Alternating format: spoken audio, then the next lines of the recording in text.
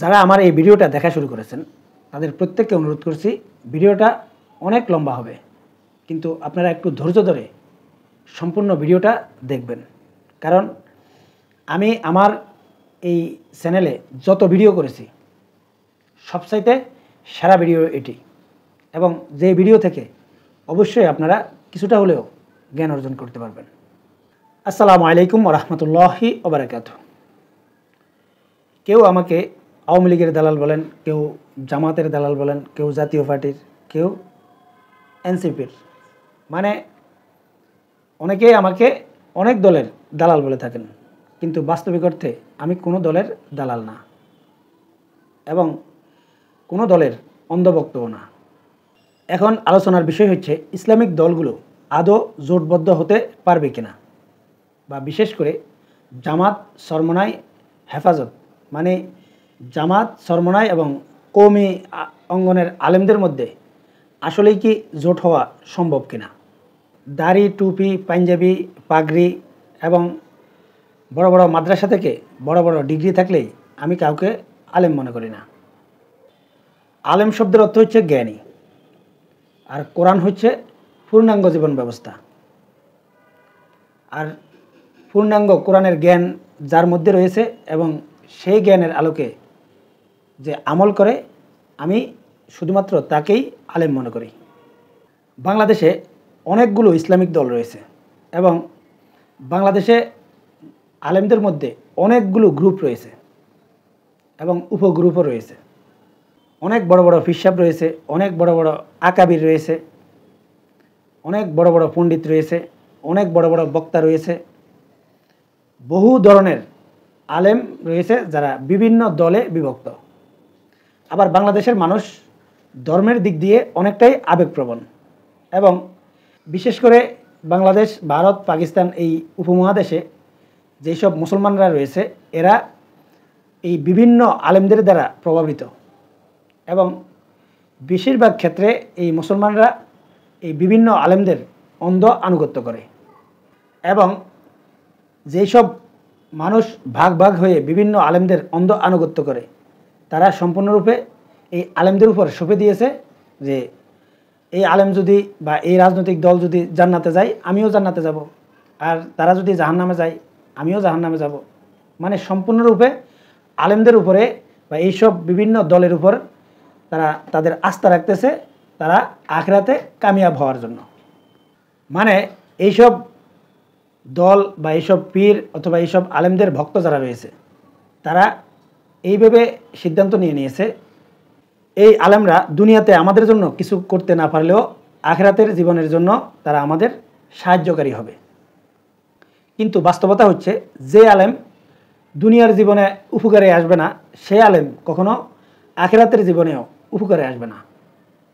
যেমন কোরআন হচ্ছে পূর্ণাঙ্গ জীবন ব্যবস্থা, আর দুনিয়া হচ্ছে মুসলমানদের জন্য বা মানুষদের জন্য পরীক্ষার জায়গা।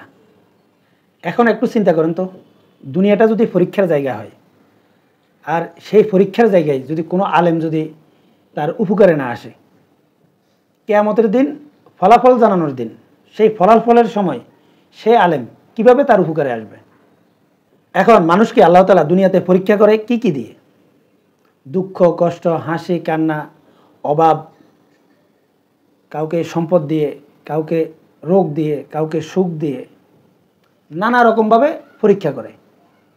এখন আলেমরা যদি জ্ঞানী হয় এবং কোরআনের যদি পরিপূর্ণ এলেম থাকে, মানুষের প্রত্যেকটা সেক্টরে সে কিভাবে আল্লাহর দিন অনুযায়ী, কোরআন অনুযায়ী সে আমল করে যেতে পারবে, এবং যেই সমস্যাগুলোর সম্মুখীন হবে সেই সমস্যাগুলোর সমাধান কি, কিভাবে এর থেকে বের হতে হবে, সেই রাস্তা যদি কোনো আলেম দেখিয়ে দিতে না পারে, তাহলে সে কিভাবে আলেম হলো, এবং সে কিভাবে সেই মানুষের আখিরাতের সাহায্যকারী হবে, বা আখিরাতের বা পরকালের জীবনের তার উপকারে আসবে। যেমন আমি আপনাদেরকে যদি এখন বলি যে আপনার চোখে সেরা আলেমকে, কেউ মিজানুর রহমান আজহারের কথা বলবেন, বা কেউ তাহিরের কথা বলবেন, কেউ এনায়েতুল্লাহ আব্বাসীর কথা বলবেন, বা অন্যান্য আরও অনেক আলেমের কথা বলবেন। কিন্তু আমার চোখে বাংলাদেশের সেরা আলেম হচ্ছে শায়েখ আহমদুল্লাহ। এর কারণটা কি? এর কারণ হচ্ছে এই আলেম তার যে যোগ্যতা, তার মেধা, তার জনপ্রিয়তা, এই সব কিছুই সে দুনিয়াবী জীবনে অনেক মানুষের উপকারে লাগিয়েছে। যেমন বিপদে পড়া মানুষের সে উপকারে লেগেছে, বিপদে পড়লে সে মানুষের সাহায্যে এগিয়ে গেছে এবং তার দ্বারা ক্ষতিগ্রস্ত এবং বিপদে পড়া ব্যক্তিরা উপকৃত হয়েছে। কিন্তু আপনি অনেক লম্বা লম্বা বক্তব্য দেওয়া অনেক বড় বড় বুজুর্গ এই জাতীয় বহু আলেম পাবেন, কিন্তু এরা বাস্তবে সাধারণ মানুষের দুনিয়াবী জীবনে কোনো কাজে আসেনি বা কাজে লাগবে কিনা সেটাও সন্দেহ রয়েছে। আমার এই ভিডিওতে আমি এমন কিছু তথ্য এবং এমন কিছু কথা আপনাদের সামনে বলবো, হয়তো আপনারা না বুঝে গালি দিতে পারেন। তাই প্রত্যেককে অনুরোধ করব, ভিডিওটা যতটাই লম্বা হোক না কেন আপনারা একটু সময় নিয়ে ভিডিওটা সম্পূর্ণ দেখবেন। আর যাতে গালি কম খেতে হয় এই জন্য আমার সম্পর্কে আপনাদেরকে কিছু বেসিক ধারণা দেওয়া প্রয়োজন। তাই আমি নিজের সম্পর্কে কিছু বেসিক ধারণা আপনাদেরকে দেব। একটু মনোযোগ দিয়ে সম্পূর্ণ ভিডিওটা শোনার চেষ্টা করবেন। আমি ছাত্র জীবনে শিক্ষকদের কাছে দুষ্ট ছাত্র এবং মহব্বতের ছাত্র ছিলাম।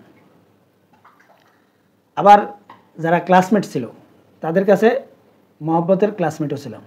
আবার আমার সমবয়সী যেসব বন্ধুবান্ধব ছিল বা আমার লেভেলের যেই সব বন্ধুবান্ধব ছিল সেসব বন্ধুবান্ধবদের মধ্যেও সেরা বন্ধু হিসেবে ছিলাম। কিন্তু আমি আগেও আপনাদেরকে বলেছি যে আমি ছাত্র জীবনে ছাত্রলীগ করতাম। সেই লেখাপড়া অবস্থায় চট্টগ্রামে দেলোয়ার হোসেন সাইদি সাহেব মাহফিল করত প্যারেড ময়দানে। কিন্তু আমি ছাত্রলীগ করা অবস্থায় তৎকালীন বিএনপি সরকার ক্ষমতায় ছিল। আপনারা জানেন যে চট্টগ্রামে ছাত্র শিবিরের প্রভাব কতটা বেশি ছিল। তাই ছাত্র শিবিরের একজনকে আমি প্রস্তাব দিয়েছিলাম যে আমি দেলোয়ার হোসেন সাইদি সাহেবের সাথে কিছু কথা বলতে চাই, কিছু প্রশ্ন করতে চাই, আমার কিছু জানার ইচ্ছা আছে। তৎকালীন সময়ে দেলোয়ার হোসেন সাইদির জনপ্রিয়তা ছিল বাংলাদেশে আকাশচুম্বী এবং অত্যন্ত ব্যস্ত মানুষ ছিলেন। তার সাথে দেখা করা প্রধানমন্ত্রীর সাথে দেখা করার চাইতেও কঠিন ছিল। কিন্তু আমি 24-25 বছরের একটা ছেলে, ছাত্রলীগ করি, ছাত্র শিবিরকে অনুরোধ করার পর দেলোয়ার হোসেন সাইদি সাহেবের সাথে 5 মিনিট কথা বলবো, এই সুযোগটা তারা আমাকে করে দিয়েছে। বুঝতেই পারেন যে আমি যাদের সাথে চলতাম বা কারোর সাথে যদি সম্পর্ক হতো তারা আসলেই আমাকে অনেক মহব্বত করত। যেই কথা সেই কাজ। আমার সাথে দেলোয়ার হোসেন সাইদির সাথে দেখা করার এবং কথা বলার সুযোগ করে দেওয়া হয়েছিল 5 মিনিটের জন্য। কিন্তু আমি যখন দেলোয়ার হোসেন সাইদি সাহেবের কাছে যাই এবং আমার যে মনের প্রশ্নগুলো ছিল এই প্রশ্নগুলো যখন ওনাকে করা শুরু করি তিনি আমাকে উত্তর দিতে থাকেন। তৎকালীন সময়ে সবচাইতে ব্যস্ত ব্যক্তি এবং আমার সাথে কথা বলা অবস্থায় ওনার কাছে আরও অনেক ব্যক্তি এসেছিল, তিনি তাদেরকে সময় না দিয়ে তিনি আমার সাথে কথা বলতেছেন, আমার কথাগুলোর উত্তরও দিয়েছিলেন এবং প্রায় 2 ঘন্টা। মানে দেলোয়ার হোসেন সাইদি সাহেব আমাকে 2 ঘন্টা সময় দিয়েছেন। এর মূল কারণটা ছিল আমি যে প্রশ্নগুলো করেছি এগুলো ওনার অবশ্যই পছন্দনীয় ছিল এবং আমাকে ওনার বোঝানোর জন্য এবং আমাকে তিনি বুঝাবেন এটা ওনার কাছে দায়িত্বের মধ্যে পড়েছিল বলে আমি মনে করেছিলাম। এবং সত্যিকার অর্থে দেলোয়ার হোসেন সাইদি সাহেবের সাথে সেই কথাবার্তা আমার পুরো জীবনের চিন্তাধারাই পাল্টে দেয়। আমি সংক্ষেপে আপনাদেরকে বলি, তিনি আমাকে যেই পরামর্শটা দিয়েছিলেন তার মধ্যে সবচাইতে বড় পরামর্শটা ছিল তুমি পরিপূর্ণভাবে কোরআনটা অর্থ সহকারে পড়ো এবং পরবর্তীতে তুমি আবার আমার সামনে আসবে এবং তোমার যেই সব উত্তরগুলো আমি এখন দিচ্ছি না সেগুলো তখন তোমাকে দেব। আমি অর্থসহ কোরআন পড়তে গিয়ে এবং ইসলামের ইতিহাসগুলো পড়তে গিয়ে আমার মনে নানা রকম প্রশ্ন আসতো এবং সেই প্রশ্নের উত্তরগুলো যতক্ষণ পর্যন্ত আমি মিলাতে না পারতাম আমি সেই বিষয়ে আস্থাশীল হতাম না। আর এখনও সেটা হয় না।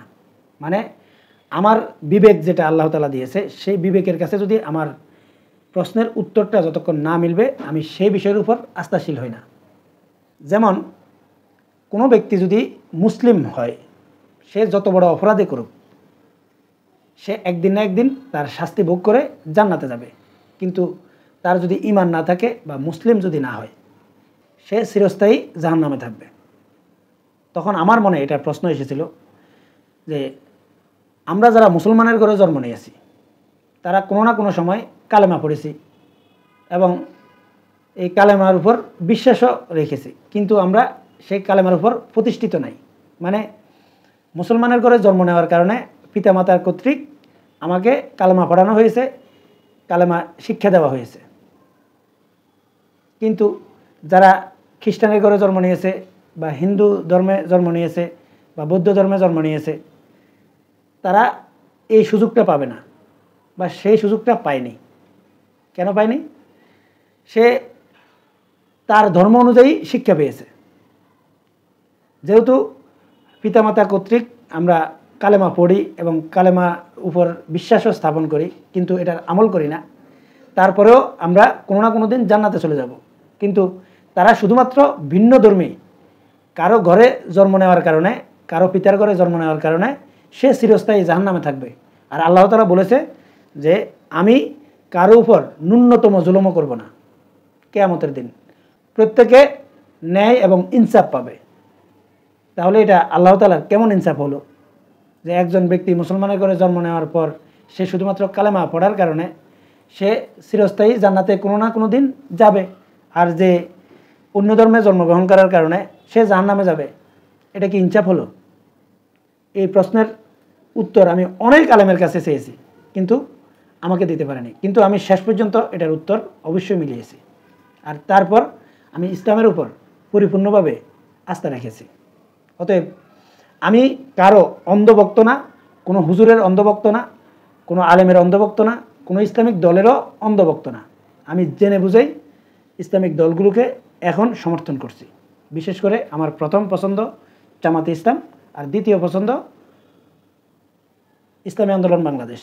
কিন্তু এত বছর পরেও আমি কখনো জামাত ইসলামের রাজনীতির সাথে সরাসরি যুক্ত হইনি।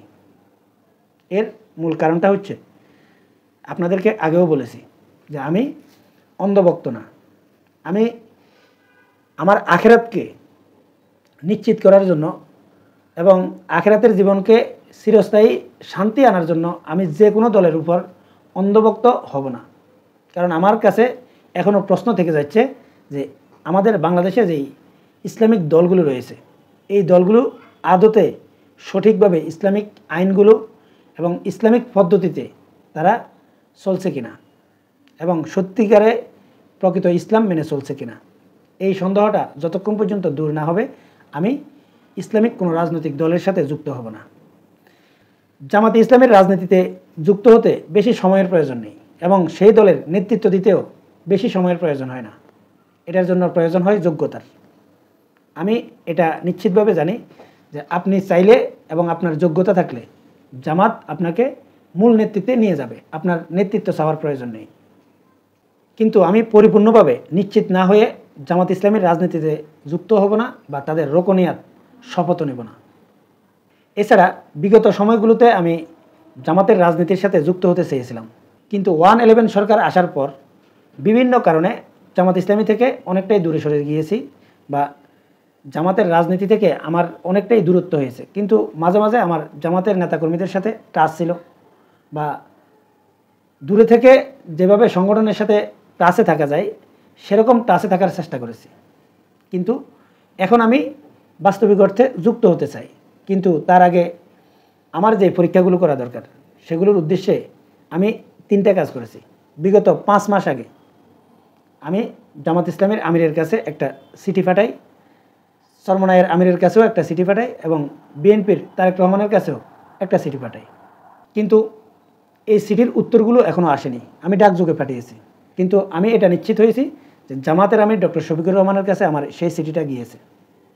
এখন সেই চিঠির ফিডব্যাক কী আসে সেটা যখন আমি নিশ্চিত হব তখন আমি খোলাখুলি আপনাদের সামনে সে বিষয়ে আলোচনা করব এবং এটার প্রতিক্রিয়া সত্যিকার অর্থে শেষ পর্যন্ত কি হয় সেটাও আমি পরীক্ষা করে তারপর আমার চিন্তাভাবনা ঠিক করব। কিন্তু আমি এটাও বিশ্বাস করি যে তারেক রহমানের কাছে যে চিঠিটা পাঠিয়েছি এটা হয়তো তারেক রহমান পর্যন্ত পৌঁছবে না। কিন্তু চরমনাইয়ের আমিরের কাছে যেটা পাঠিয়েছি সেটা হয়তো পৌঁছতে পারে, কিন্তু সেটা যে তার কাছে পৌঁছেছে কিনা আমি এখনও নিশ্চিত হইনি। জামাতের আমিরের কাছে আমার চিঠিটা পৌঁছেছে এটা আমি মাত্র 3-4 দিন আগে নিশ্চিত হয়েছি। সেই বিষয় নিয়ে আমি পরবর্তীতে আলোচনা করব। এই কথাগুলো আমি এই জন্য বললাম যে আমি সামনের দিকে যে কথাগুলো বলবো এগুলো একটু কর্কশ ভাষায় ইসলামিক দলের বিরুদ্ধে যেতে পারে, তাই যাতে কেউ আমাকে ভুল না বুঝেন এবং কমেন্টসে গালি না দেন। আমি একজন কওমি আলেমের সন্তান এবং আমরা 4 ভাই। আমাদের 4 ভাইয়ের মধ্যে 2 জন কওমি মাদ্রাসায় পড়ে, একজন আলিয়া মাদ্রাসায় পড়েছে, আর আমি সম্পূর্ণ জেনারেল লাইনে লেখাপড়া করেছি। তাই কওমি মাদ্রাসার আলেমদের সম্পর্কে আমার যথেষ্ট ধারণা আছে। অনেকেই বলে থাকেন যে আমাদের ইউটিউবারদের জন্য ইসলামিক দলগুলোর জোট হবে না, কিন্তু বাস্তব সত্য হচ্ছে আমি আলেমদেরকে যেভাবে চিনি, বিশেষ করে কওমি আলেমদেরকে যেভাবে চিনি এবং জামাতকে যেভাবে চিনি, এই কওমি আলেমদের সাথে জামাতের জোট হওয়ার সম্ভাবনা আমি খুব কম দেখতেছি। এটা হয়তো এখন শুনতে আপনাদের কাছে খারাপ লাগতে পারে, কিন্তু এটাই বাস্তব সত্য। কওমি মাদ্রাসার ছাত্রদেরকে এই শিক্ষা দিয়েই বড় করা হয় যে জামাতের আকীদার সমস্যা আছে, নানা রকম আকীদার সমস্যা আছে। যেমন আমি আগেই বলেছি আমার বাবা একজন কওমি আলেম, আমার বাবাও জামাতকে পছন্দ করতো না। এর কারণ কি? এর কারণ হচ্ছে ওনার ওস্তাদরা ওনাদেরকে শিখিয়ে দিয়েছে যে জামাতের আকীদার সমস্যা আছে। কিন্তু আমার বাবাকে একদিন আমি প্রশ্ন করেছিলাম যে জামাতের আকীদার কি কি সমস্যা আছে, যেহেতু তিনি কওমি আলেম এবং সাধারণ আলেম ছিলেন না, ভালো মাপের একজন আলেম। তিনি আমাকে নির্দিষ্ট কিছু তথ্য দিয়েছে, এই তথ্যের ভিত্তিতে জামাতের আকীদা খারাপ। তখন আমি এই তাফিমুল কোরআন নিয়ে ওনার সামনে বসি এবং ওনাকে আমি পড়তে দিই। আমার বাবা কওমি আলেম হলেও কিছুটা জেনারেল লাইনের শিক্ষা ছিল, এই কারণে তিনি সেই পড়াটা পড়ার পর এবং আমার সাথে ওনার যেই কথাবার্তাগুলো হয়েছে এই কথাবার্তার পর তিনি পরবর্তীতে জামাতকে সমর্থন করেন বা এখনও তিনি জামাতকে সমর্থন করেন। কিন্তু এখন আর তিনি কওমি আলেমদের বা কওমি আকাবিরদের এখন আর বিশ্বাস করেন না। মূল কথাটা হচ্ছে বাংলাদেশে এই যে ইসলামিক দলগুলো যেই মত পার্থক্য আপনি দেখবেন, একটার বিরুদ্ধে একটা যেসব দলিল পত্র দিয়ে এটার আকীদার সমস্যা, এটার ইমানের সমস্যা, এটার অমুক সমস্যা, এটার তমুক সমস্যা, এই যে বক্তব্যগুলো দেয়, যে কর্মকাণ্ডগুলো করে, এগুলো কোনো দলিলের ভিত্তিতে করে না। বেশিরভাগ ক্ষেত্রে এটা দলিল ছাড়াই তারা এই জাতীয় ফতোয়া দেয়, এই জাতীয় দূরত্ব তৈরি হয়। যেমন কওমি মাদ্রাসার আকাবিররা এটাও তাদের ছাত্রদেরকে শিখিয়ে দেয় যে ভুলেও মওদুদিবাদের বা মওদুদির কোনো বই পড়বে না, এটা যদি পড়ো তোমাদের মগজ ধোলাই করে ফেলবে। তার মানে কি? তার মানে হচ্ছে এরকম যে আল্লাহ রসুলের জীবনে আল্লাহ রসুলকে অনেকে পাগল বলতো, জাদুকর বলতো, তার কাছে যাবে না। কিন্তু সত্যিকার অর্থে কি সেটাই? ইসলাম যদি সঠিক ধর্ম হয় এবং কওমি মাদ্রাসায় ছাত্রদেরকে যদি সঠিক শিক্ষা দেওয়া হয়, তাহলে মওদুদি আকীদার বই পড়তে পারবে না কেন? বরঞ্চ তারা যদি সত্য কথা বলতো তাহলে বলতো যে তোমরা সেই বইটা পড়ে দেখবে যে এর মধ্যে আকীদার সমস্যা রয়েছে। কিন্তু তারা সেটা পড়তে বলে না বা সেটা পড়তে নিষিদ্ধ করে, মানে তাদের মগজ নাকি ধোলাই হয়ে যাবে। এখন বলেন, এই জাতীয় শিক্ষা কওমি আলেমদেরকে দেওয়া হয়। এমনকি এই যে কওমি আলেমদেরকে আপনি বিভিন্ন সময় রাজপথে বিভিন্ন আন্দোলন সংগ্রামে দেখবেন, কিন্তু বাস্তবিক অর্থে তারা ভোটের মাঠে যাবে না, মাঠে ভোট দিতে যায় না, তাদের স্ত্রীদেরকে তো ভোট দিতেই দেয় না, কারণ পর্দার খেলাপ হবে। আপনি কওমি মাদ্রাসার আলেমদের 90 থেকে 95% আলেমকে এই আকীদায় বিশ্বাসী পাবেন, মানে রাজপথে তারা আন্দোলন করবে, ভোটের মাঠে যাবে না। এছাড়া যদি বলেন যে জামাতের সাথে কওমিদের আকীদার দ্বন্দ্ব রয়েছে, এই কারণে ইসলামিক দলগুলো ঐক্যবদ্ধ হয় না, মেনে নিলাম। কিন্তু কওমি ঘরানার যেসব ইসলামিক দলগুলো রয়েছে, অনেকগুলো দল আছে, যেমন চরমনাইও কিন্তু কওমি ঘরানার একটা দল, কিন্তু তারা একে আকীদার হওয়ার পরেও তারা কেন একতাবদ্ধ হতে পারে না? এর উত্তর কি আপনারা কেউ দিতে পারবেন? যারা মনে করছেন আমরা ইউটিউবাররা এই আলেমদেরকে ঐক্যবদ্ধ করতে পারবো না বা আমাদের কারণে আলেমরা ঐক্যবদ্ধ হবে না, তাদের কাছে আমার প্রশ্ন, তারা কেন একতাবদ্ধ হতে পারছে না? এর মূল কারণটা হচ্ছে ইসলামের যে মূল শিক্ষা, যে তোমরা পরস্পর বিচ্ছিন্ন হও না, এই শিক্ষাটা আলেমদের মধ্যে খুবই কম। আর এই কারণে আলেমদের মধ্যে এত বিভক্তি, এত দল, এত উপদল। কিন্তু মূল জায়গায় যদি আপনি খোঁজখবর নেন, দেখবেন তাদের মধ্যে যে মতানৈক্যগুলো রয়েছে এগুলো ইসলামের মূল যে বিধান, এই বিধানের সাথে তাদের কোনো ভিন্নতা নেই, কোনো দূরত্ব নেই। যত দূরত্ব তাদের ফতোয়াবাজি, মানে যেই জিনিসটা ইসলামের মূল বিধান না। যেমন নামাজের মধ্যে কে রাফাদাইন করলো আর কে রাফাদাইন করলো না, এটা নিয়েও মসজিদ ভাগ করে দেয়। মানে শুধুমাত্র ভাগাভাগি হয়েছে তা না, মসজিদ পর্যন্ত ভাগ হয়ে যায়। ইসলামের মূল যে জিনিসগুলো রয়েছে এগুলো নিয়ে তাদের কোনো মতভেদ নাই, তাদের মতভেদ সব কিছু ফতোয়াবাজি। এমনকি এই যে বর্তমানে আপনারা দেখতেছেন যে ইসলামিক দলগুলো ঐক্য হওয়ার পথে বা ঐক্য হচ্ছে, বাস্তবিক অর্থে হয়তো শেষ পর্যন্ত শুধুমাত্র জামাত এবং চরমনাই এই দুইটা দল ঐক্যবদ্ধ হতে পারবে। বাকি যে হেফাজতে ইসলামের যেসব নেতারা রয়েছে বা হেফাজতে ইসলাম শেষ পর্যন্ত ঐক্যবদ্ধ হবে না। এর মূল কারণ কি? এর মূল কারণ হচ্ছে চরমনাইকে কৌমি অঙ্গনের লোক কৌমি ঘরানার আলেম মনে করে না, মানে তাদেরকে কৌমির বাইরের লোক মনে করে। মানে এক দৃষ্টিতে বলতে পারেন এই যে চরমনাইকে কৌমি অঙ্গনের বাইরে ঠেলে দিয়েছে। আবার এই যে কৌমি মাদ্রাসার যেসব আলেমরা রয়েছে যারা জামাতের পক্ষে দেখতেছেন, বিশেষ করে আল্লামা মামুনুল হক সাহেব, রফিকুল ইসলাম মাদানী সহ যেই সব আলেমদেরকে আপনারা দেখতেছেন যে ঐক্যের ডাক দিয়েছিল 5ই আগস্টের পরপর, এই লোকগুলো এখন ঐক্যের বিরুদ্ধে নানা রকম কথা বলতেছে। আবার অনেকে দোষারোপ করতেছে, কেউ জামাতকে দোষারোপ করতেছে, কেউ চরমনাইকে দোষারোপ করতেছে। ভিতরগতভাবে একটা দোষারোপ কিন্তু এখনই চলছে। এটার মূল কারণ কি? মূল কারণটা যদি ব্যাখ্যা করি, এই যে আল্লামা মামুনুল হক সাহেব, ওনাকে আপনি অনেক বড় আলেম বা সত্যিকার অর্থে তিনি সাইকুল হাদিস, ইবনে সাইকুল হাদিস, মানে তার বাবাও সাইকুল হাদিস, তিনিও সাইকুল হাদিস। কিন্তু ওনার যেই রাজনীতির বিচরণ সব কিছু কিন্তু কৌমি আলেমদের ভিত্তিতে, মানে এই কৌমি অঙ্গনের যারা এই আকাবির রয়েছেন, মুরব্বী রয়েছেন, এইসব মুরব্বীদের বাইরে যাওয়ার দুঃসাহস এই মামুনুল হক সাহেবের হবে না। কিন্তু চরমনাই বহু আগে এই দুঃসাহস দেখিয়েছে, তাই চরমনাইকে তারা কৌমি অঙ্গনের আলেম মনে করে না। যেই আকাবিরেরা আপনারা দেখেছেন যে ফরিদউদ্দিন মাসুদ, সে জামাতের বিরোধিতা করতে গিয়ে, মানে দেলোয়ার হোসেন সাইদির ফাঁসি চাই, জামাত নেতাদের ফাঁসি চাই, এটা কেন চেয়েছে?